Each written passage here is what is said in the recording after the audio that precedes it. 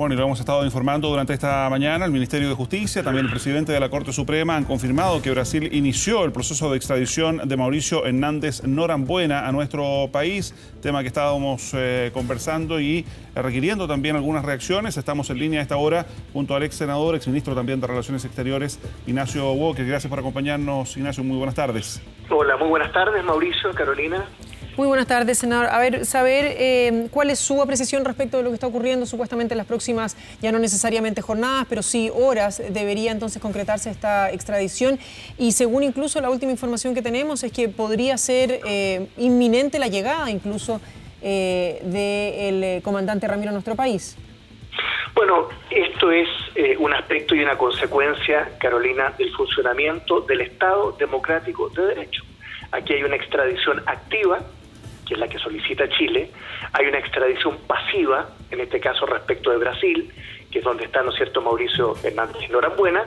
Y recordemos que lo más importante a mi juicio es lo siguiente, que él fue condenado por la justicia chilena por 2 delitos, un crimen, un asesinato y un secuestro, cometidos en democracia.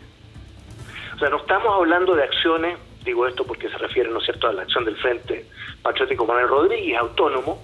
Son 2 delitos de la mayor gravedad, un asesinato político en democracia y un secuestro cometido en democracia, cometido, ¿no es cierto?, respecto a una persona que está condenada, además por la justicia chilena, ¿no es cierto?, por presidio perpetuo en ambos casos. Adicionalmente él fue condenado, ¿no es cierto?, por el secuestro del publicista Washington Oliveto en Brasil. Por lo tanto, a mí me parece perfectamente normal, aunque hayan transcurrido 23 años desde, ¿no es cierto?, la fuga de Hernández Norambuena, junto con Ricardo Palma, con Patricio Ortiz, con Pablo Muñoz, que finalmente esta extradición pasiva por parte de Brasil sea respondida favorablemente.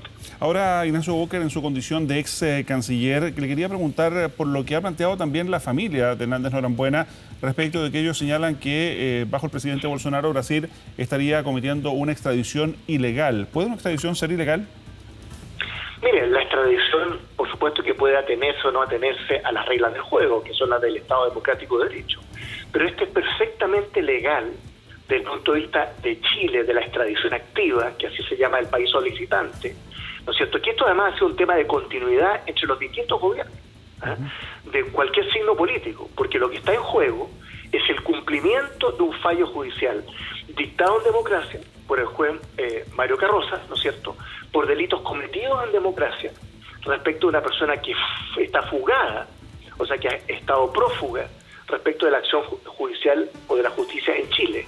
Por lo tanto, yo creo que es perfectamente plausible, perfectamente atingente y perfectamente coherente con las normas del Estado Democrático de Derecho que rigen a nuestro país. Es decir, Chile da todas las garantías que la persona va a hacer, ¿no es cierto?, desde el punto de vista del cumplimiento de un fallo judicial, con todas las garantías que implica la vigencia de un Estado democrático de derecho. Lo que pasa, disculpe Ignacio Walker, pero también entendiendo su condición de abogado, no es lo que falló finalmente en el caso de Ricardo Palma Salamanca la justicia francesa, porque efectivamente Chile había recuperado su democracia, pero según los tribunales franceses no había pleno Estado de Derecho.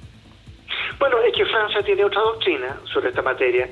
Siempre hay un componente político en este tipo de solicitudes de extradición, especialmente por las características del delito, ¿no es cierto?, que no es típicamente un delito común.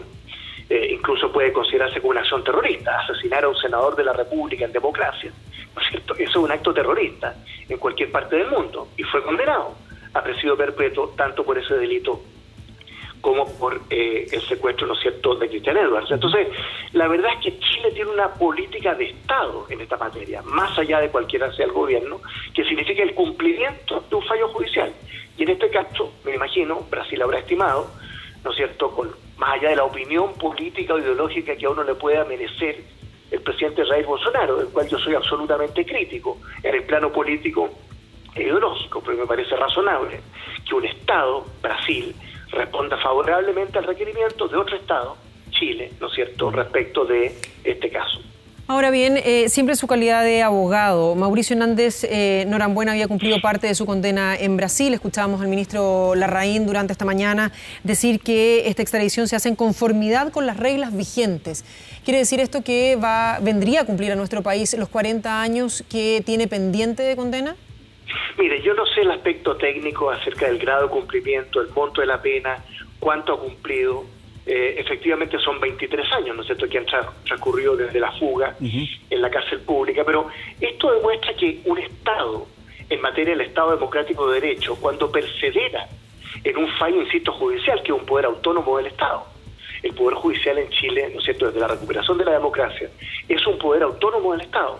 Entonces, la verdad es que yo creo que es alentador desde el punto de vista de los derechos humanos, del funcionamiento de la democracia, que una persona que ha cometido el delito de asesinato político respecto a un senador de la República, más allá del juicio político ideológico que nos merezca, ¿no es cierto?, Jaime Guzmán, pero evidentemente que el delito, ¿no es cierto?, caracterizado de esa manera, acredita, justifica la extradición activa por parte de Chile, y lo que se está haciendo es simplemente aquí cumplir, ¿no es cierto?, desde el punto de vista de la extradición pasiva con ese requerimiento. Yo creo que lo lógico es que cualquier persona que haya cometido un delito en Chile y que se encuentre prófugo de la justicia en cualquier país del mundo sea extraditado, ¿no es cierto?, a Chile, porque de lo contrario se estaría tendiendo un manto de sospecha sobre si existe o no un Estado democrático de derecho en nuestro país. Yo creo que es absolutamente evidente que sí existe, y una demostración de aquello es que el Poder Judicial es absolutamente autónomo. Ahora, ¿usted cree que, hablaba recién de lo crítico que puede ser del presidente Bolsonaro, pero considera entonces que esta extradición finalmente se concreta producto de la perseverancia de nuestro país o por la situación que está viviendo Brasil? Bueno, seguramente son las dos cosas, porque siempre hay un componente de política interna. Hacíamos el contrapunto con Francia, que tiene otro criterio en esta materia. Ambas, por supuesto, son absolutamente respetables. Pero lo que Chile, insisto, la extradición activa, el delito se cometió en Chile, ¿no?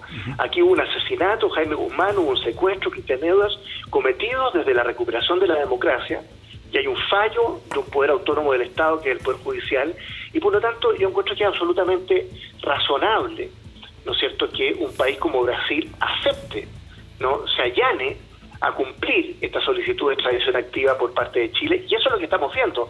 Esto debiera ser el funcionamiento lógico permanente de cualquier democracia, ¿no es cierto?, que se preside tal, que es el caso chileno en el mundo. Entonces, desde el punto de vista de la extradición pasiva, uno no sabe, uno no puede responder, porque depende del país, de situación política interna, pero desde el punto de vista del funcionamiento del Estado democrático de derecho, de lo que es una extradición activa, Chile ha demostrado ante el mundo que perseverando en una línea de cumplimiento de un fallo judicial que se vio interrumpido por la fuga desde la cárcel pública, ¿no es cierto?, del año 96, bueno, finalmente la justicia tarda pero llega, y es importante hacer justicia en cualquier caso de violación a los derechos humanos. Y recuerdo que en la doctrina contemporánea, aunque las violaciones a los derechos humanos son por parte del Estado, el terrorismo, una acción terrorista, también está considerada en esa categoría, a diferencia de lo que es un delito común propiamente tal. Ignacio Walker, finalmente recordemos que los procesos de extradición se llevan adelante, claro, tiene un pie judicial, pero también uno político, digamos, de la mano